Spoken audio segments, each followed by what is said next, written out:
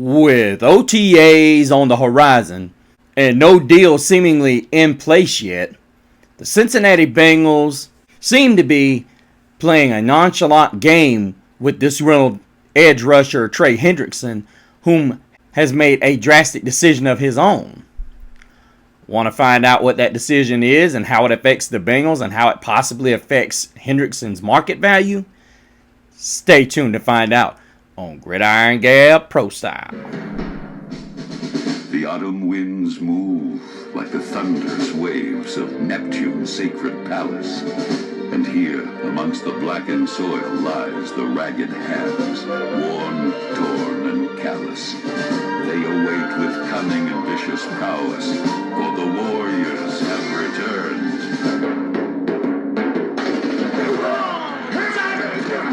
Come on, Dutch! Don't do it! Woo! No way! Woo! 85!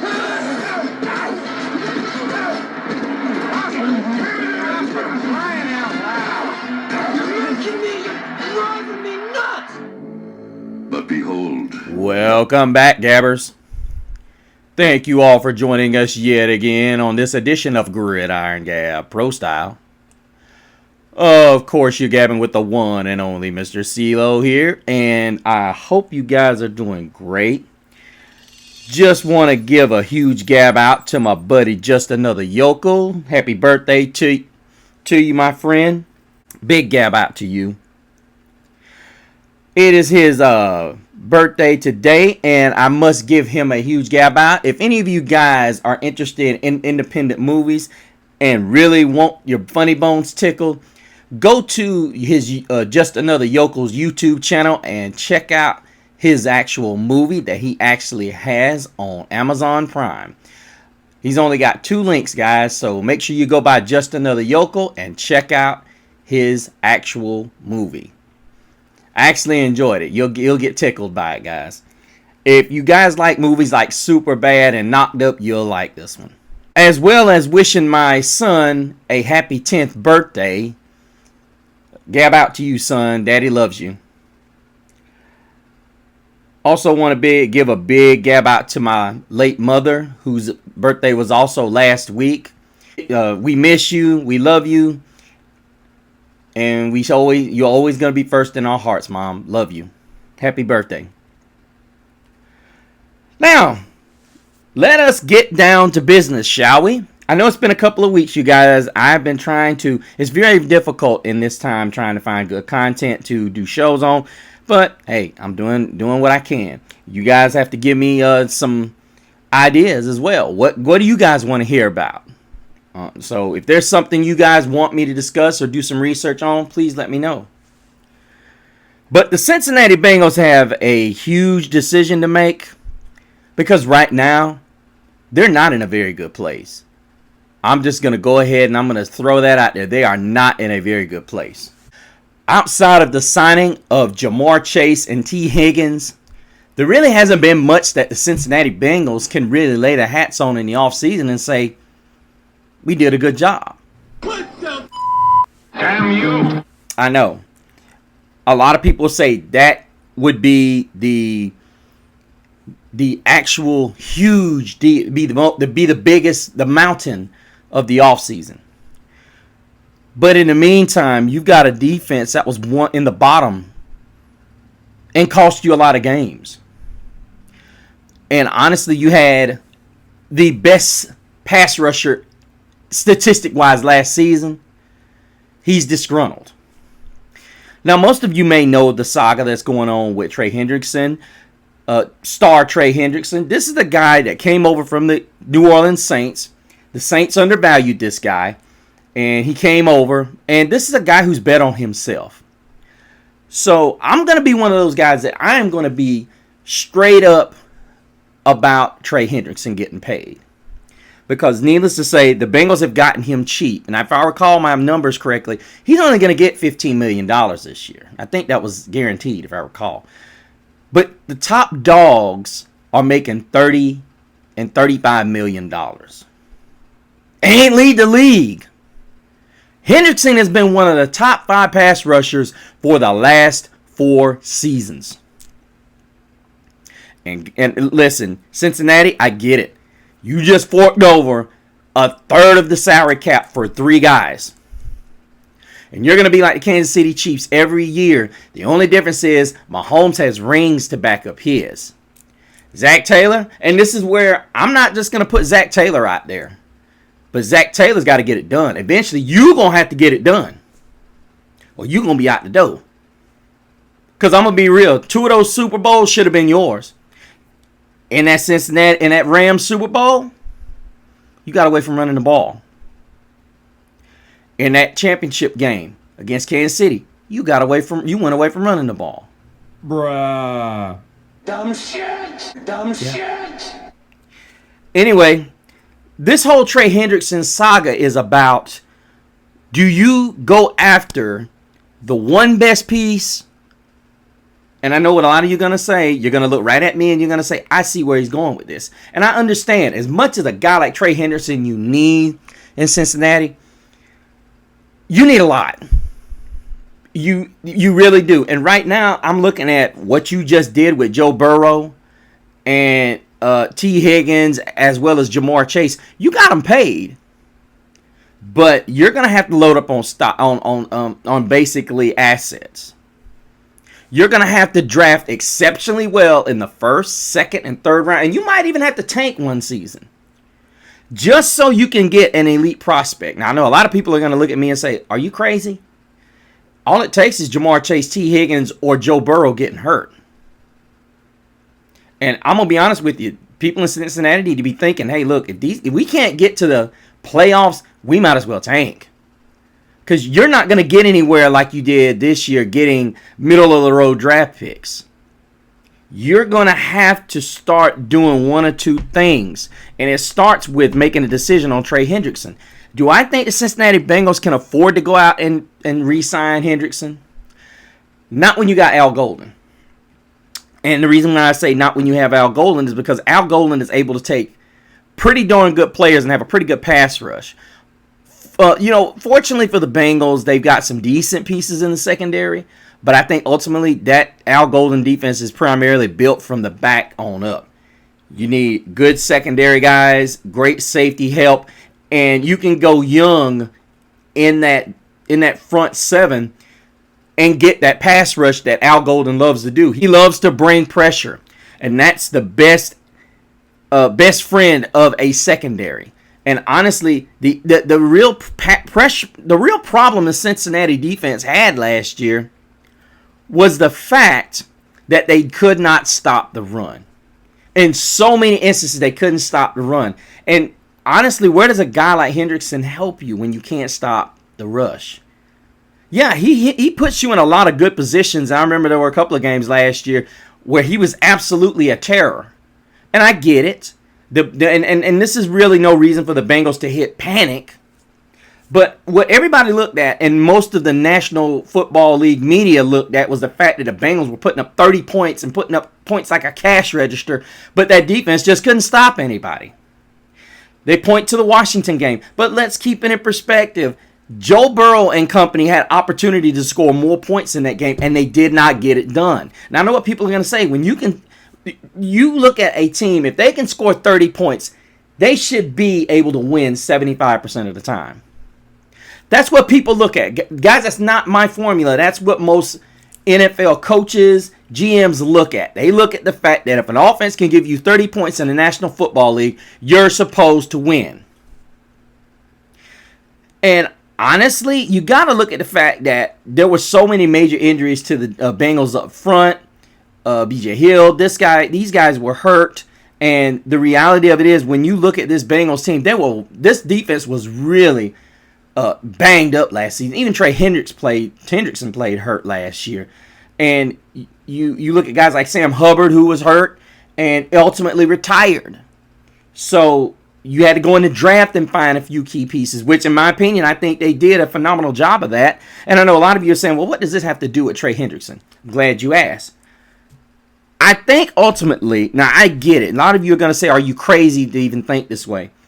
But ultimately, Hendrickson is going to want $35 million probably. I would assume that's what he wants. So the best thing you can do is trade him. And I know a lot of people are going to say, well, you're not going to get a lot of assets for him. Well, because he's only got 1 year left. Now, if the Bengals were willing to do a sign and trade type deal, which most teams are not going to want to do, because ultimately what they're going to want is to do the deal themselves. And they're not going to want to give up first round picks for a guy that could demand a trade later on. Or in essence, the Bengals making this deal, and the Bengals don't want to eat any of this money. They don't want to eat any of this guaranteed money. That would be great if the other squads looked at it from that standpoint. But in order for the Bengals to get maximum return on this, they would have to extend him and eat a portion of this contract. Which, in my opinion, if you could get 2 firsts out of this, you daggum right I would eat 2 firsts. A lot of people will say, why would you do that? Because guess what? I'm getting 2 first-round picks, and I'm only eating a portion of this deal. I'm not eating a max deal with 2 draft picks. I'm eating part of this deal. So on the surface, it doesn't sound like a bad idea if you're a Bengals fan. But I would assume the Bengals are going to want to rid themselves of this and basically say, okay, we're going to make and I've seen some projections of a second round in 2026 and a third in 2027, which in my opinion, yeah, but I don't want to give up a third, and I don't want to get a third in 2027. If I'm going to get that, I'd rather get a second and a fourth, then get a third in a second and a fourth in 2026, then get a third in 2027. Because, I mean, look, pass rushers are the second most important position next to quarterback. And really, edge and tackle are running neck and neck right now. I'm just saying, I think Cincinnati would be, if you're going to go into this season knowing something about your defense, Al Golden is in his first year, and I get it. But you don't want the whole situation that's brewing. Hendrickson saying that he will not play under this contract. How do I feel about that?